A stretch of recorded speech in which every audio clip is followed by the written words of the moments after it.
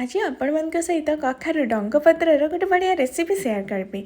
बाड़ी में किसी कखारुर गछ होता से किसी फ्रेश डंक मुझे तोली आनी ता आगे थी छोट छोट पत्र आ कि सरु सरु डंक को प्रथम बाछि देइथिली धोईकी सफा कर काटी एपटे किसी आलू आ कखारु को काटिकी नहीं मसला नहीं जीरा सोरिष पियाज रसुण प्रथम ताको बाटी देइथिली।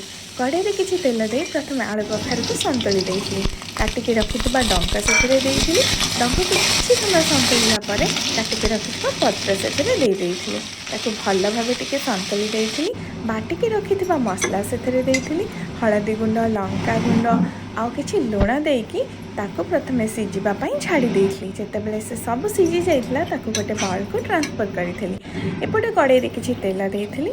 तेल रे भल भाव तातीगला पर से फुटण देइथिली। छेचिकी किछि रसुण रखिथिली से देइथिली। सिझेइकी रखिथिबा तरकारीटाको से ओजाड़ी देइथिली। एबे हमर रेसिपी रेडी हो जाइछि। वीडियो भल लागुथिले लाइक शेयर कमेंट निहाती करिवे।